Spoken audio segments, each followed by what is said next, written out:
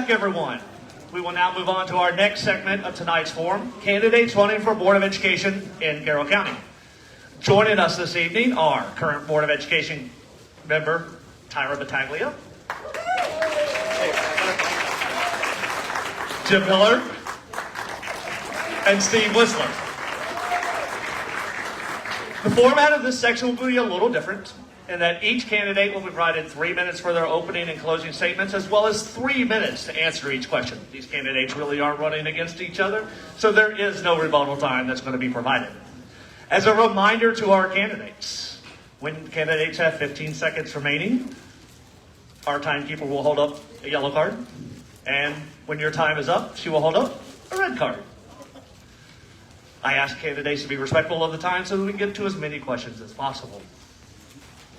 With that, we'll move on to opening statements. I conducted a random drawing. Jim, you will get us started this evening. I don't do that. Okay. We only got 2 mics, and I'm the loudest, so I should go through the short straw here. So thank you guys for being here tonight. Jim Miller, James Miller on the ballot, running for Board of Ed. Lifelong Carroll County resident, grew up in Carroll County, went to Liberty High School, proud graduate of Liberty High School. When I started a family, my wife and I, we were living in York, Pennsylvania, and I convinced her to move back to lovely Carroll County. She's actually from Pennsylvania. And the reason why I convinced her to move here was because of the schools. I went to school here. I knew this was and is the greatest school district in the state. We wanted to get back to Maryland, so we chose Carroll County. About 2 years ago, everybody knows what happened with COVID, and I have 3 children, all 3 in school now. At the time, I had 2 in school.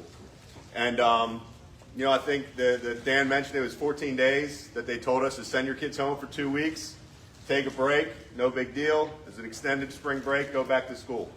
Never happened. You know, it was confusing for, at the time, a 3rd grader and a 1st grader. They figured, okay, get a little extended break and then a summer off, we'll go back to school. Fall came, didn't go back to school. So at that time, I was heavily involved in the rec councils, youth sports. All my daughters play. And at the time, we were lobbying our commissioners to open up youth sports because they didn't have anything to do. Kids didn't have school, they didn't have sports, they had no outlet. I heard from a lot of parents who said, what do we do? So we got Carroll County to open up youth sports. We were one of the first counties to do that. We actually were the first county to have winter sports that winter when school was shut down. Kids were able to play basketball and do things inside when every other county in the state couldn't.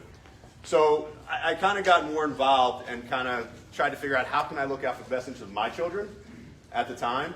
And then it turned into how do we push for the county and all the children.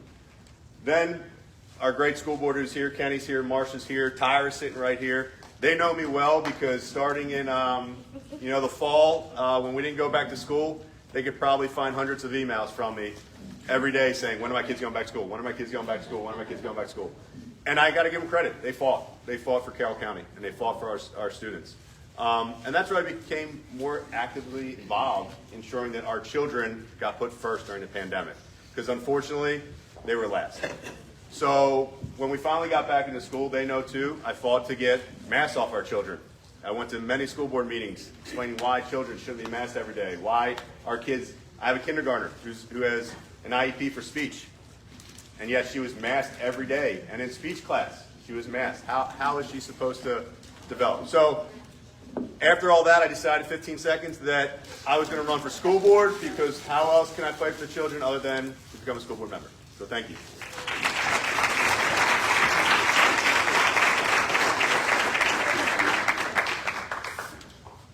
All right, thank you so much. That seat's pretty cold. Thank you so much. I'm Steve Whistler. I really appreciate everyone being here. I really appreciate, you know, the Women's Club for sponsoring this. It's a great opportunity for us to get to know you and for you to get to know us. But I'm a parent of 4 children. I have 2 children in the CCPS system. One is a senior at Liberty High School and the other is a 6th grader at Oklahoma Road Middle. We have 2 older children, 23 and 21. One works at Fort Meade and the other one is learning to be a pilot. So one of these days they'll get out of the house, but right now all 4 are at home. So I have a vested interest in making sure that our schools stay great. I'm also a military retiree. I did 20 years in the Navy, 10 years in the enlisted community, 10 years in the officer community. As a linguist, I speak Persian Farsi, which is the language they speak in Iran. Worked in that big building on Fort Meade for many years. War experience, combat experience, so I know what it means to serve, and I want to continue serving, and I want to serve the people of Carroll County. And another thing that I think that really makes me qualified for this position is that I'm a certified teacher. My teacher credentials do expire at the end of the year. I left the classroom in 2018, mainly because I was really frustrated with what I saw in our classrooms. And so I left teaching in 2018 to join my current employer. But I still have that drive to make sure that our kids are educated. I still have that experience of knowing what happens in our classrooms. I know what happens when people work together to make great things happen, and I know what distractions are like in our classrooms. And frankly, one of the reasons why I'm running is because of some of the things I'm seeing around our country. And so many people tell me that, oh, it doesn't happen here in Carroll County. Show me examples of where it's happening in Carroll County. And folks, I'm here to tell you, it's here in Carroll County. And we need to make sure that we elect a school board that will serve as a line of defense so that these distractions don't creep into our classrooms. We need to use what precious time we have in the classrooms today to educate our children, make them college and career ready, make sure that they're equipped to be the next leaders of our county, to be the future entrepreneurs, those future business leaders. And so that's one other thing that I have in my background, is I am an experienced business leader. And so I have managed budgets over $2 billion. I've managed large numbers of people. I know what it's like to negotiate contracts, to good, well-defined benefit plans for employees. And so I want to use all of those experiences I have to make our school board great. Thank you, Steve. Hi. For all those that do not know me, let me reintroduce myself. My name is Tyra Battaglia. I am currently on the Carroll County Board of Education, and I am running for re-election. I am very proud to be part of a team that fought to get our kids back into the classrooms, fought to get the masks off our children. That, to me, was one of the biggest things we need to do. Unfortunately, that is not everything that education is about, is COVID. So unfortunately, the past 2 years, we have not been able to do what needs to be done. We need to get back to the basics. The reading, the writing, and the math.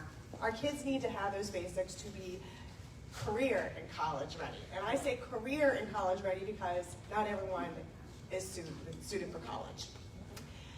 As a 43-year-old woman, I am currently in college, late learner. I am on track to earn my bachelor's degree in psychology with a minor in criminal justice. During COVID, everything that I was learning in my college classes online, I was applying to the decisions I was making. So when I was learning about, all our kids are at home, and I'm going, something just doesn't sit right here. Happened to be that subject matter I was studying, how isolation is so harmful to children and the elderly. They even compared it to failure to thrive that infants go through. So I started thinking, wait a minute, this makes sense. This isn't good for our kids. They're not getting out. They're not being healthy. They're not being active. They're being cooped up. Like many other parents, I myself was considered essential. I'm still considered essential. So I had to go to work when my children were home online. My then kindergartner was learning how to type instead of how to write. She's still having trouble learning how to write right now. So all three of my children, and yes, I have three, are currently a junior in high school. God help me, she's 17 years old. Shameless plug, she's being in Cinderella this weekend and next weekend at Man Valley, so make sure you check that out.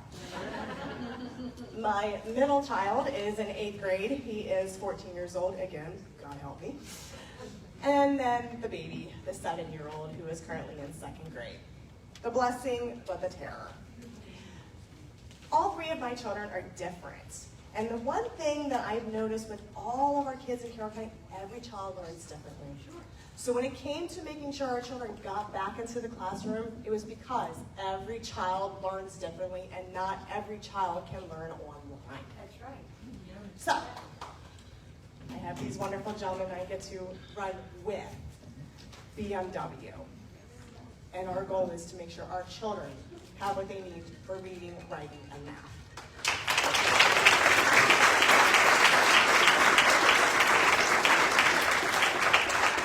Now, our current, wow, that was Southern, our current Board of Education member mentioned that not everything over the past 2 years is COVID, but you're going to get some COVID questions from me this evening, specifically about vaccine mandates. Some places across the country have talked about vaccine mandates for teachers and or students. Would you be supportive of COVID vaccine mandates in CCPS in any form? And I want to expand upon that since you have 3 minutes. Would you be supportive of masking again in CCPS in any way, shape, or form, given what we're seeing with numbers rising again here in Maryland and what we're likely to see next winter? And Steve, we're going to start with you for this. All right. First of all, the vaccine mandates, what a devastating effect it had on our students. And if there's a silver lining to any of this, the vaccines and the COVID shutdowns, it actually helped amplify what was going on in our classrooms, and parents had a chance to peek in and see what was going on. And so that's the silver lining in all of this. And so we have an awakening nationwide of what's been going on in our school systems. And that's not an indictment on the teachers. What that is that's just an indictment on the structure, the format, the things that we've been forced to teach. Because frankly, as a teacher, a lot of things we teach are forced upon us. So it's good that this is being exposed. So as far as vaccine mandates, it's a non-starter with me. I have seen so many people called a hero, our healthcare professionals, and then the next year they're fired if they don't get a jab. That's a non-starter with me. It should always be the choice of a parent, a doctor, between whether or not children are vaccinated. It should be the choice between a teacher, a staff member, and their doctor as to whether somebody should be vaccinated. Not some bureaucrat, not somebody telling you what you need to do and what you don't need to do. So I'm not a fan of vaccine mandates or masking mandates. It's a non-starter with me. The science is real clear. The science is real clear. There are far more devastating effects on our children, our society, by implementing these measures.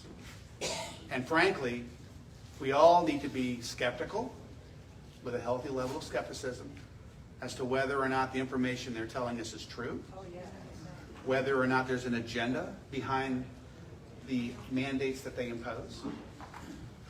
It is very skeptical in my mind how all these mandates were implemented at the turn of a presidential election, and how unfortunate it was that many in our nation were scared, terrified, and frankly, fear is what really motivates people to do what those in power want. That's right.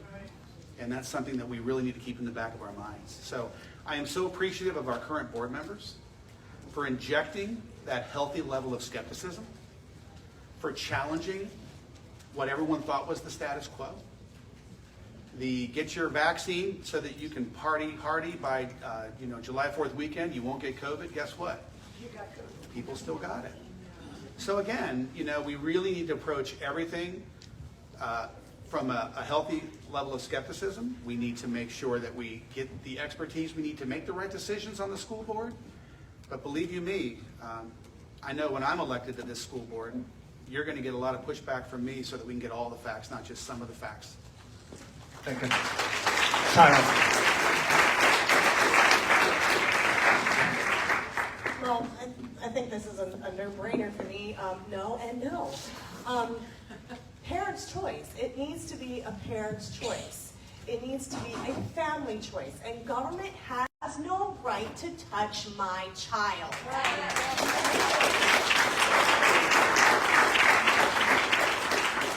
I've never been against anyone that wanted to wear a mask. By all means, if it makes you feel comfortable, feel free. but do not make others do something that they are not comfortable with.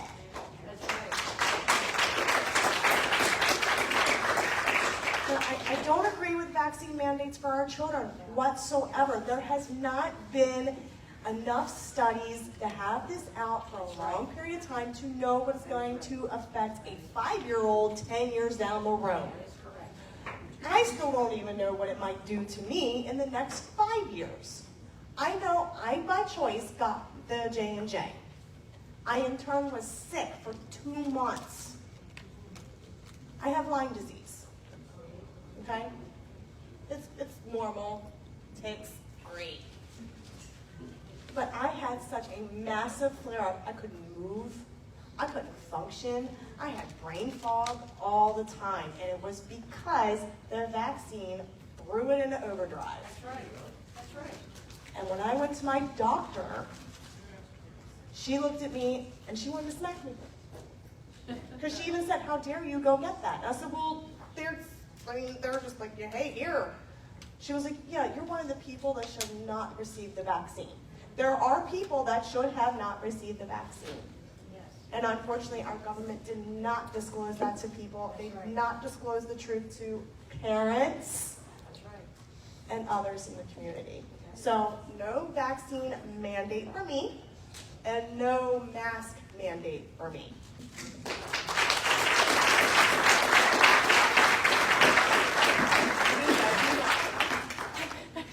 So, those who know me, I think it's pretty obvious. I'll start with masks. I do not believe our children should be masked. I think when it comes to education, and I said about my kindergartner, she needs to be able to see a mouth. She needs to be able to understand and learn. But more importantly, I think we fought to get the masks out of Carroll County. And again, our board did a great job. But what we actually found was, we took the masks off. We didn't see a spike, okay?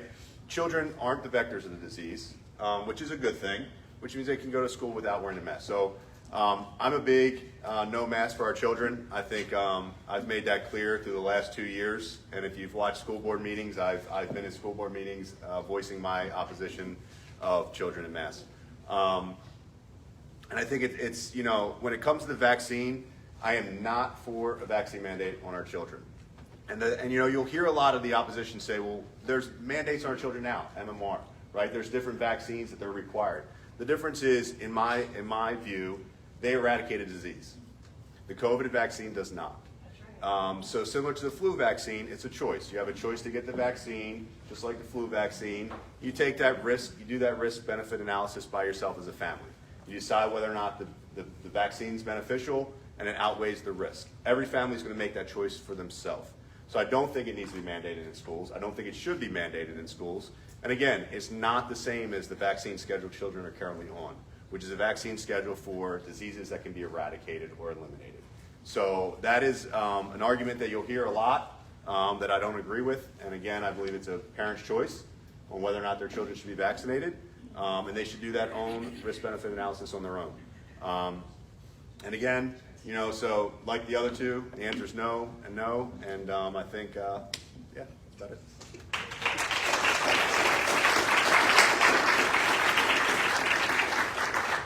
All right, let's move on to the next topic.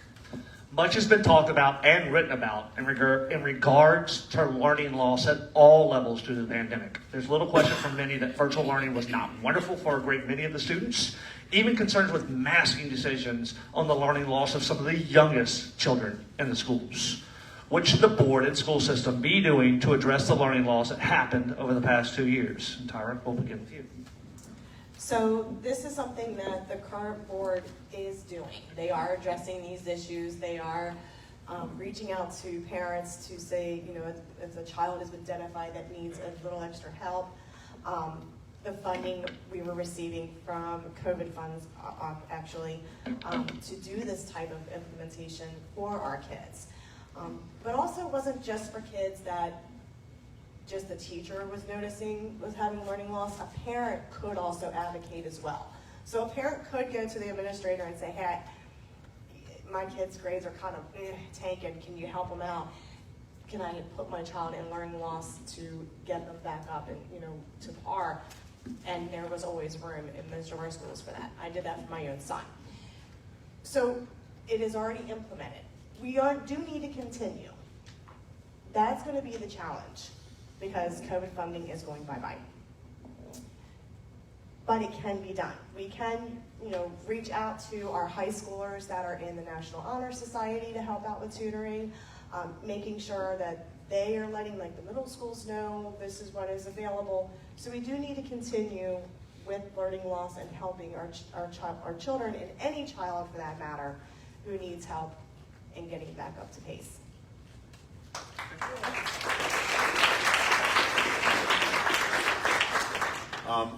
Again, credit to Carroll County. I think last summer we had a great summer recovery program for our students. I think a big part of this is looking to our teachers, who I believe we have the best, most wonderful teachers here in Carroll County. I truly believe that. So we have to look to them and ask, who are the students that need the help? They know best. How can we help each student? I think Tyra mentioned everybody learns differently. So summer recovery may be different for each individual student, or recovery may be different for each individual student. But let's identify the students first. Tyra brought up a great idea of using high schoolers in National Honor Society, or high schoolers in general, to tutor our younger children. Again, when we look at our teachers, they're stressed daily. And not only daily during the school year, but even throughout the summer. So asking them to do more is going to be difficult if we're being honest, right? So we have to find ways in which we can get these students back up to pace with using other resources like Tyra mentioned. I was fortunate enough to be able to participate in Man Valley's junior mock interview day, where all the juniors have to go and do a mock interview. So I was able to interview 50, I think I had 15 or 16 students, and I will say half of them, 8 of them, brought their report card from the last quarter as their artifact. And I found it interesting. I said, each one of them brought it. I said, why did you bring that? And they said, well, they were all given a list of questions, so they knew they were going to ask, name a time in your life where you faced adversity and where, you overcame. And those 8 students showed me their report card from this year, and they said, well, last year, I had all D's and F's. And they were high school students. And this was their sophomore year. They said, I didn't learn home. I didn't learn over a computer. So we truly had a year of learning loss for a lot of these students. But we pushed them along anyway, right? So, but I will give credit to our teachers again, because every one of those 8 students that showed me their report cards had A's and B's. So that tells me our teachers are already doing a great job getting these kids back up to speed, which is why I love Carroll County and why I moved here, because our teachers are doing it anyway. So now let's identify the students who need a little bit more, who haven't caught back up or need to catch back up, and figure out how to get them back up to speed. Thank you. All right. So a lot of great ideas, and as a teacher, I have some ideas, but I will echo what we've already heard, in that our school teachers, our staff and our administrators, they're the first line of identifying where the critical needs are. They truly are. They see our kids every day. They know what they need, and they know how to get there. And as an educator, I'm really worried about the learning loss thing, particularly with our young, now 2nd and 3rd grade kids who missed out on that critical early childhood education, learning shapes, how to decode letters, how to phrase their sentences, how to put sentences together, how to write their letters. Critical learning loss, because these kids, they have short attention spans. They really do, and you can't do it online. So I'm really going to focus in, if and when elected, on early childhood education and making sure that we get those kids back up to speed. The other critical learning gap occurs, and the critical step is really from that 5th to 6th grade. Critical. Those kids that are now 8th, 9th graders, the whole purpose of middle school is reinforcing those basic concepts that they learn in elementary, to reinforce, solidify them, and making sure that they know how these basic concepts work and how you pair them together. Because in high school, that's when you fuse them together to solve bigger and better problems. So I'm really concerned about our now 9th and 10th graders that really missed out on reinforcing a lot of those basic skill sets that they missed out in middle school. So when I'm elected to the board, I'm going to make sure that we focus resources, if they come from Blueprint, not guaranteed. We got to make sure that we hire additional instructional assistants and staff to help our teachers accomplish these things that they identify as critical needs. That's really, really important. So the learning loss is real. And as a business leader, I also want to see if we can partner with a lot of the tutoring companies we have in our Carroll County to maybe serve in and reach in from a virtual perspective, helping us accomplish those after-school tutor sessions, because we can rely on businesses to help fill that immediate need. So there's a lot of things that we can do, a lot of resourceful things that we can look at, but again, we really do need to address the learning loss, and our teachers are the first source, and then we need to make sure as Board of Education members that we put those resources where they gotta go so that our kids get back up to speed. Thank you.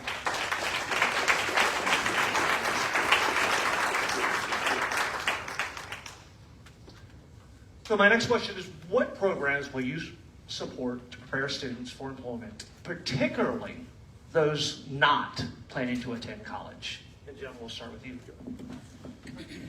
I think, again, Tara did a good job in her opening statement. She mentioned this, actually. So we have career technology, right? And here in Carroll County, which is phenomenal. And I think we can expand that. I do think as we look at education, it's changed a little bit over the last few years. We have a lot more students who are willing to forego college and look at trades, right? And we need them here in the U.S., especially in Maryland. As you look around, I just built a house, probably the worst time ever to build a house. Started in February 20 and finally moved in last week. So, no, February 21, sorry, it wasn't that long, February 21. But anyway, long story short, a lot of the delays were because of the trades. We didn't have people to do the work that needed to be done. So when we look at our high school students, not everyone wants to go to college, and that's okay. We have to accept that. We have to tell them it's actually a great thing. It's a great thing to have students who want to go into trades. So let's find a way to support them. Career technology is a phenomenal way to do that. And also, again, going back to identifying these students and actually having those conversations to let them know that this is a great path. It's a good path. For a while, we pushed everybody towards college, right? And you hear a lot, and everyone talks about, well, let's make community college free for everybody so everyone at least gets a 2-year education that we can get them onto a 4-year education. And that's not for everybody, and that's okay. So, I think it's a great idea to continue to identify those students, figure out what they want to do, find a path for them, and then support that. Maybe through career and tech, maybe expanding that a little bit. But I think the biggest thing is encouraging students to do what they want to do. And don't look down on a student who says, I don't want to go to college. Great. Let's identify what you like, what you enjoy, and find that path. Because again, my house may have only taken 7 months, 14 months. But anyway, I think it's worthy, and we need to support it, and we need to support those individual students. All right. Well, first of all, I wanted to ask, are there any teachers in the audience here? No teachers. I'm all by myself. Anybody here with student loans? I'm the oldest one up here, and I guarantee you my student loans are the highest. And it's really sad as a teacher to hear my colleagues, many, not all, but many, every kid should go to college. Every kid should go to college. I like to snap back and say every kid should have an opportunity to go to college. Yes. No question. No question. And as an elected official, on the Board of Education, we're going to make sure that kids have that option, have that choice, have that possibility. And we're going to work together with our commissioners and our elected officials at the state level and whatnot, to make those college resources there when they get there. But every child should not go to college. I'm telling you that right now. Should not. Should not. Not every child should walk out of a university with near 6 figures of debt and dream of getting a house with a mortgage, because you're not going to get it. You're just not. We need to make sure that we continue what Carroll County does best, and that's offer great opportunities for our kids to have a vocational or a technical trade that they can walk into immediately after high school. Because we need entrepreneurs in Carroll County. We need to teach our children how to be entrepreneurs. We need to increase the opportunities for summer internships, not just in the senior year, but also the junior year. There are mandates coming down from the state that's going to make us start looking at giving kids these tracks earlier than their senior year. So we need to partner with the business community to give our kids ideas, expose them to possibilities, get them passionate at an early age in these trades. Because I don't want to call Columbia or Baltimore City or Pennsylvania for an expert in the trade. I want to be able to call somebody in Union Bridge or Eldersburg or Manchester. We need to grow our next generation of entrepreneurs and business owners here in Carroll County. And so that is what we need to focus on. So no, not every child should go to college, and we will do everything we can to make sure that those possibilities are there for kids to experience at an early age what it is like to maybe one day help that farmer, And so again, that's one of the reasons why I like running with these two, because we all want what's best for our kids, and we all have a great set of ideas to make it happen. Thanks, Steve.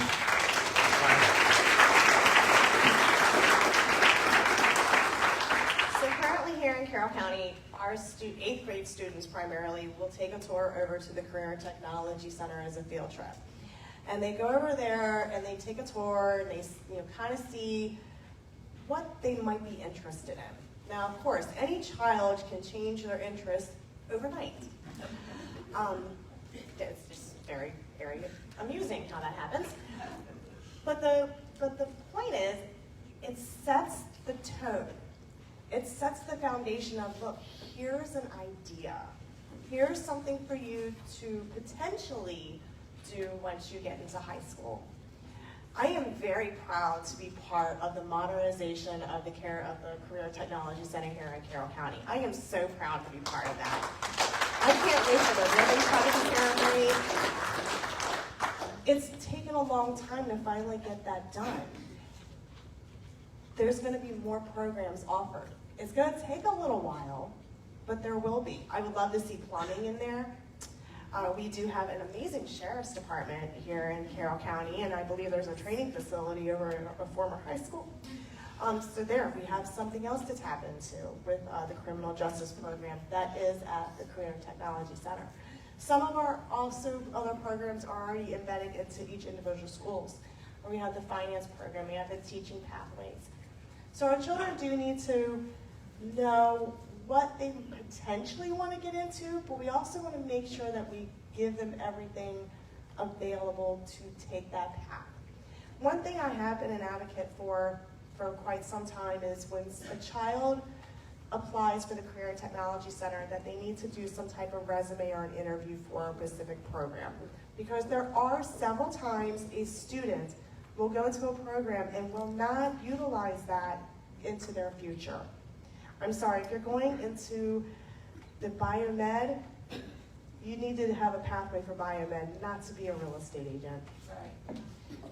We need to make sure our students are getting the opportunities available for them. And I'm very glad that we have that beautiful gem on Washington Road that is being modernized right now. All right, question. All right, my next question, and I'd be remiss if I didn't mention this. There are 3 seats up for Board of Education this year. There are 3 candidates here on the stage. 3 candidates running as a slate. And if you didn't know it, there's a sign on the wall over here big enough, I don't even need my glasses to read. So my question is this. Individually, why did you choose to run as a slate on this team? And Steve, I'll start with you. So why did I look to these two to run with? First of all, I love their values, okay? And I think I'm a pretty good judge of character, having served in the Navy 20 years. And in the Navy, we put our trust, faith, and confidence in those we serve alongside. I know in the Sheriff's Department, it's the same thing. Police officers, same thing.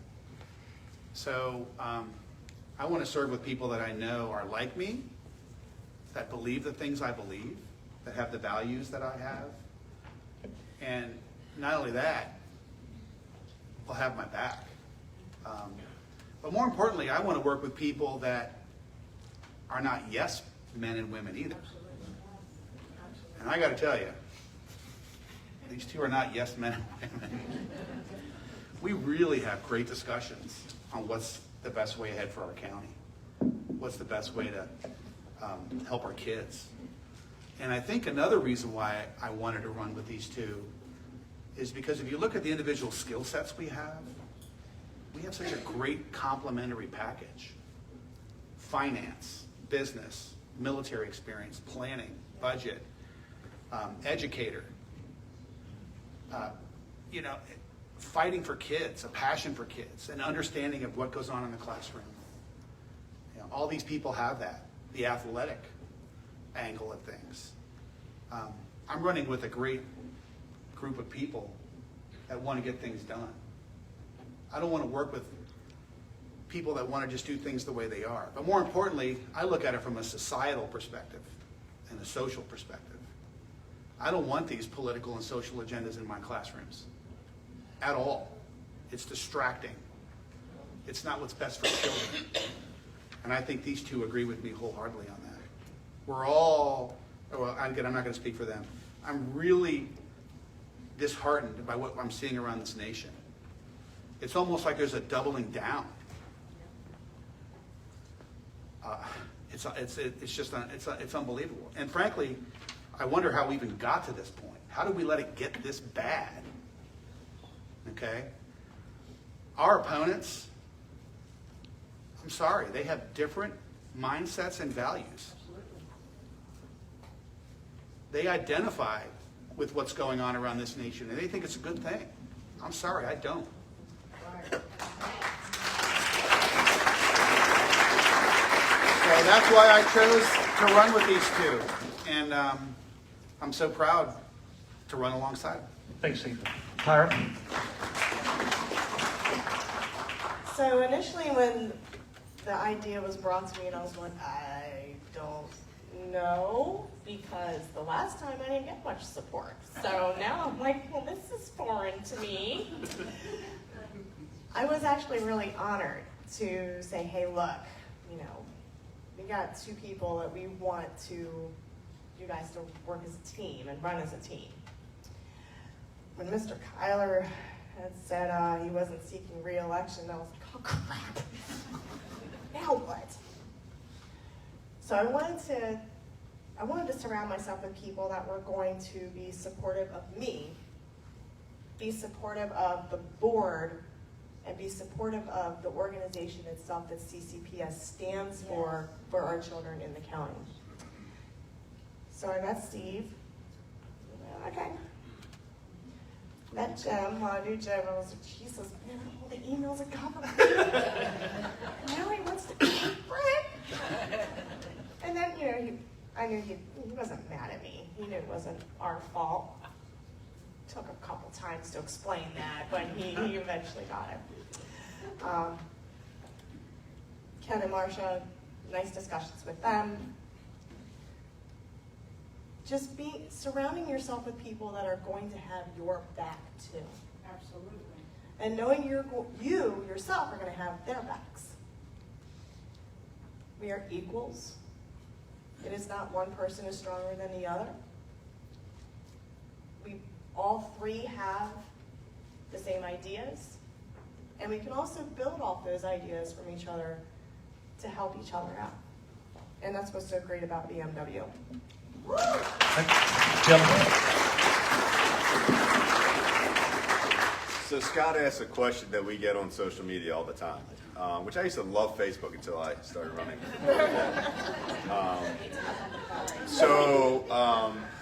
Somebody used to go on my post all the time and said, be a man, run alone.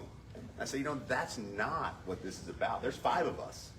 There's not one Board of Ed member. There's 5. So you got to be able to work together. I knew Tyra from hounding her with emails for 2 years. And I also knew Tyra was a parent with a huge heart. And every time I talked to Tyra, she would talk about kids and how she wanted the best for the students and our kids. And that's who Tyra is, and so that was easy. I didn't know this guy, but the first time I met Steve, we had a conversation, and Brian, who helps out the slate, he's like, I want you to talk to Steve, and I found that Steve's a parent who has the best interest of children at heart as well. And if you remember why I'm running, it's because I have 3 kids, and during COVID, nobody put our kids first. You know, our school board, God bless them, they tried harder than anybody else in the state, but nobody put our kids first. So I wanted to run with 2 people who were going to put my kids first, because that's the most important thing. If there's anything that you can find in this world that I care more about my kids, let me know, because I don't think there is. And I know these 2 are the same way. And it's not just my kids, it's every kid in Carroll County. We're here to do what's best for them, and every decision we make is going to be what's best for our children. It may not be popular, and we might not always agree. I can guarantee that. But here's the best part about it: is we can have a conversation and come to a compromise that, again, is best for our children. So when you look at the 3 of us, you know, people are going to say it, have the guts to run alone. It's not how it works. You need 5. You need people who have a like mindset, are willing to do the best for our children, willing to compromise, willing to have conversation, willing to have dialogue, and come to a common ground that we can go back and say we did the best we could. And we did it together. So that's why. Thank you.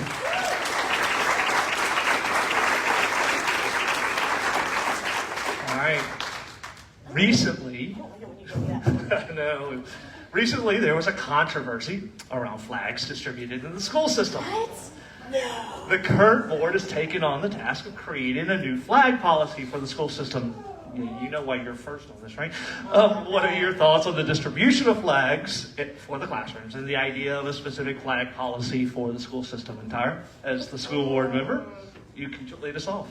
I don't know anything about this. Yeah. I'm sure you don't get no emails. All right, I'm gonna keep it simple. There is one flag in this country that represents every single person that is born and dies, and that is the American flag.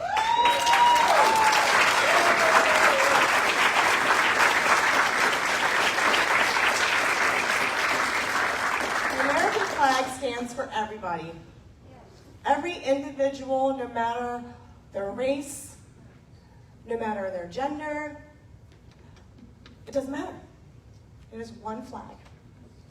There are men that are buried with that flag, that fought to give us the rights that we have every single day in this country. At no time was it said someone could not be who they are. The problem is when you allow one, you have to allow them all. And it is going to open up a portal of just terribleness. Emails are bad enough. Facebook's bad enough. But that's it. That's the only flag anyone should need. If you have to have a piece of cloth to tell you it's okay to talk to somebody, I think we got bigger problems than that. Because that should not be the answer of, that's a safe person to talk to. I know I can pick up the phone and I can text and call a lot of people in this room because I feel safe talking to you, having a discussion with you. Knowing people, that is what makes everybody unique. And you don't need a piece of cloth to say, that's the person I can only talk to about a problem. Can you summarize the issue? There's a lot of people that get it. Okay. The controversy is the pride flag, or more or less the progress pride flag, was donated to the schools. The Board of Education members did not have a vote in that. We were not notified regarding that. They were donated. Administrators told their teachers, if you would like to put one in your classroom, you can. And it was to have as a symbol of, if a student identified as LGBTQ, for them to feel safe. Okay, well, my gun makes me feel safe. I'm just gonna say that. No, I don't have it on me. I struggle with it because I am an ally. I am, and I will talk to anybody about anything. If any child needs to come to me and talk to me as an adult, I would then take them to where they need to get the resources. It is not my job to have a discussion regarding sex, unless it is my child. So that's where a lot of this came from. So, but that is the only symbol that should be in our classrooms. Thank you, Tyra. Jim.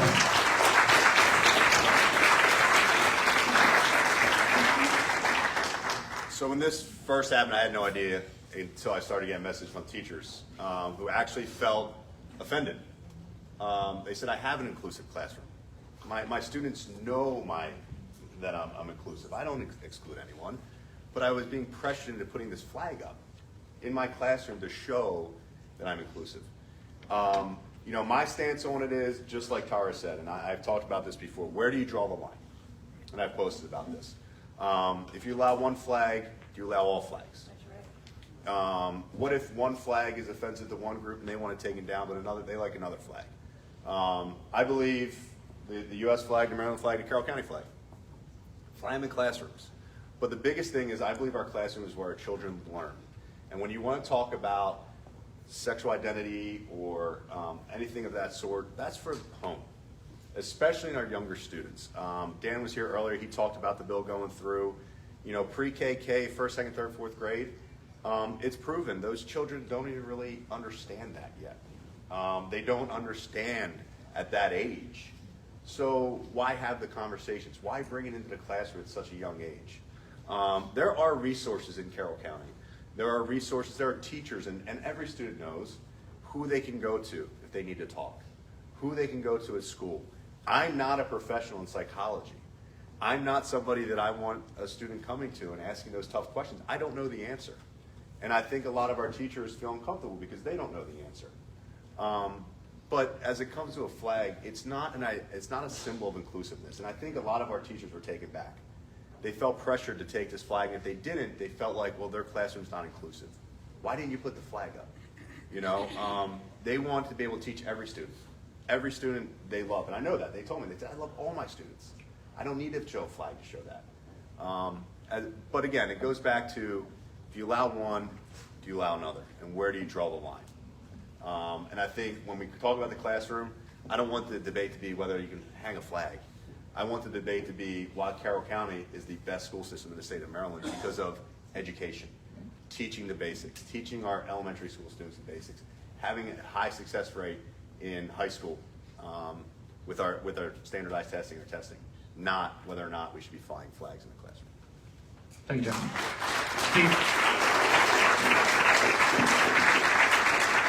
Well, I'm not sure how much more I can add to that because I'm in total agreement. But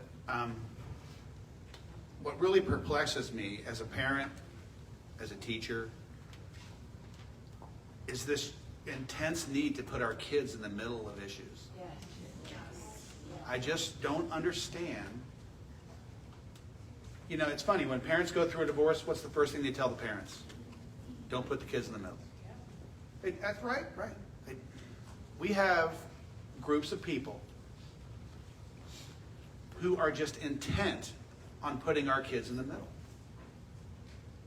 And as a teacher, it's distracting, folks. Again, I'll say it again. We only have so many hours in the school day to teach our kids the things they need to be college and career ready. I don't understand this intense need to pull the pin out of the grenade, roll it in the middle of the room, and see what happens. Because that's what's going on in our country today. Yeah. Whether it's the issue of the gay pride flag or social justice, looking at things from a racial lens. It's just everything has to be, let's put on a jersey and fight. And I don't understand it. As a Board of Education member, I want us to focus on academic achievement. My colleagues just want to teach their craft. They want to see our kids flourish and thrive. 99.9% of the teachers out there, they don't want this nonsense in our classrooms. So I really appreciate the actions of the board to help remove that distraction. Yes. And unfortunately, the proponents who want to do these things, they're going to immediately lash out with ad hominem attacks and say, you're anti-gay, you're a racist. I have pretty thick skin, folks. Been shot at a lot. You're not going to hurt my feelings. But I really want those people to sit back and just really honestly reflect and think about what they're doing. Nobody on this stage is a racist, is a homophobe. We just want our kids to learn. We just want our kids to learn in an environment that's free of distractions. So, Thank you, Steve.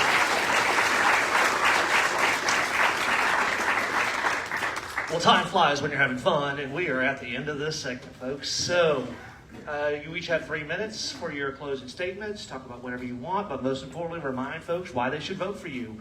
And Jim, you're up. All right. So, again, I talked about why I was running, but a quick story of kind of the emotional side of what really got me charged up to fight for my kids and then all kids. Pandemic. My daughter, my oldest, plays lacrosse. They all play sports. My oldest plays lacrosse, and school was shut down. Sports got shut down in the spring, and she plays club lacrosse. At the time, she was in 3rd grade, and they canceled the spring season. Finally, in September, they started practice, and we drove to practice in the car. She was nervous because she had months off. We still played outside and stuff. She got back in the car smiling ear to ear, literally the biggest smile I've ever seen on her face.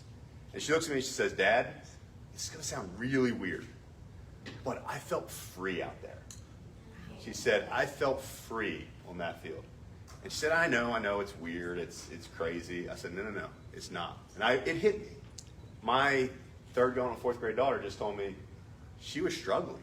She didn't know how to express it, but she was telling me at that moment in time that what happened before wasn't normal. Right. And even as parents, as we try hard to make it normal, she knew it wasn't normal.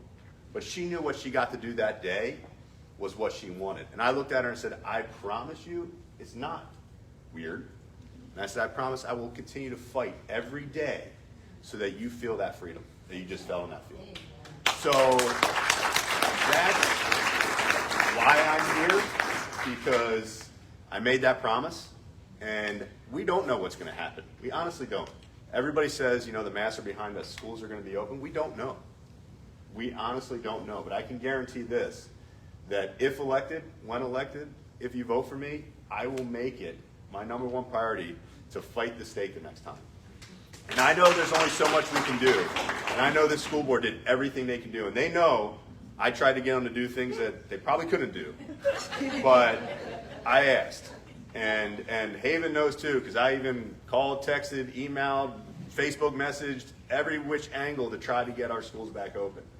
But if they try again to take away from our kids the right to live free, as my daughter put it, and to go to school and experience a childhood they deserve, you can guarantee that I will fight that. And they probably would have to walk me out before they walk our kids out. So that's all. Jim, thank you. Steve? all right, so I hope it's obvious that the 3 people on this stage want what's best for our kids, including me. So I want you to vote for me because we are at a critical crossroads in education in this country. We really are. We need every single person to get out and vote. And it's so important that everyone in this room and everyone watching online tell 10, 15 people, even the people that don't have kids in the system, they need to get out and vote. Because many people don't vote down ballot. And even worse, on our ballot, there's no R or D to help folks understand what the basic values are of the people running in that office. There are so many undervotes, or people that don't vote for these down ballot offices. We need your help. We need each one of you to take 10 signs and give it to your neighbors and friends. We need each of you to look at our website to see what events we're doing and to help support us financially. Because there's going to be a lot of investment on the other side to break apart what's going on in this county. This county has a target on its back because of all the great, innovative, resourceful things that this board did to get our kids back to school early. and to fight the status quo that we see going on in Annapolis. So I want you to vote for this ticket to keep our kids in a great learning environment, to keep our schools the best in this state, to keep a focus on academic achievement, not social and political engineering, because that's what's happening around our country. And as I said earlier, they're doubling down. So please, I would really appreciate your vote, and I would be honored to be a member of your next Board of Education. Thanks, Steve. You're the best in the house.